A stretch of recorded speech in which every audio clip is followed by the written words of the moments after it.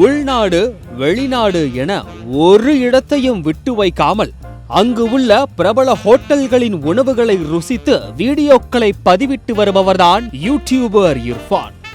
இவர் சர்ச்சைகளில் சிக்கிக் கொள்வதை வாழ்க்கை முறையாக கடைபிடித்து வருகிறார் என்று சொன்னாலும் அது மிகையாகாது. போற போக்க பார்த்தா டிக்ஷனரியில் சர்ச்சை என்ற வார்த்தைக்கு வேறு சொல் இர்ஃபான் என்று கூட ஆகிவிடலாம். இப்படித்தான் ஒருமுறை தனது மனைவியின் கருவில் இருக்கும் குழந்தை ஆனா பெண்ணா என்று தற்குறித்தனமாக வெளிப்படுத்தியதோடு போதாக்குறைக்கு குழந்தை பிறந்த பிறகு தொப்புள் கொடியை அவரே கட் செய்து ஏகப்பட்ட வசைப்பாடல்களுக்கு ஆளாகினார். அட, இது என்ன பிரமாதம் என்று சொல்லும்படி இன்னொரு விஷயம் ஒன்றும் நடந்தது.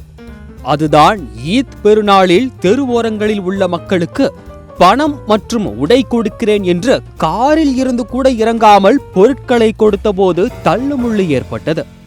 இதனால் அவர்களை மோசமாக பேசியது இணையத்தில் வைரலாக இர்ஃபான் சல்லி சல்லியாக நொறுக்கப்பட்டார்.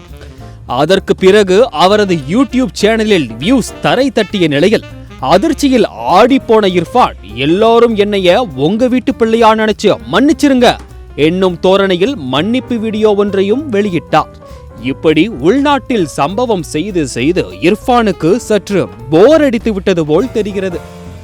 ஏனென்றால் இர்ஃபான் தற்பொழுது பாகிஸ்தானுக்கு உளவு பார்த்த சர்ச்சையில் சிக்கி உள்ளார். அதாவது சமீபத்தில் இந்தியாவுக்கும் பாகிஸ்தானுக்கும் இடையிலான மோதலில் தமிழ்நாட்டைச் சேர்ந்த சில யூடியூபர்களும் பாகிஸ்தானுக்கு உளவு பார்த்ததாக கூறப்பட்டதை தொடர்ந்து அதில் யூடியூபர் இர்ஃபான் பெயரும் சிக்கி உள்ளது.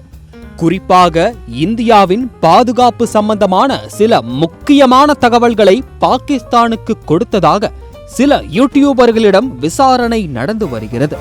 இந்த நிலையில் இர்ஃபான் மற்றும் தமிழ்நாட்டைச் சேர்ந்த மற்ற சில யூடியூபர்களும் வெளிநாடுகளில் சென்று வீடியோக்களை எடுத்து தங்கள் யூடியூபில் பதிவிட்டு இருப்பதால் இவர்கள் விசாரணை வளையத்திற்குள் கொண்டு வரப்பட வாய்ப்பு பிரகாசமாக இருப்பதாக கூறப்படுகிறது.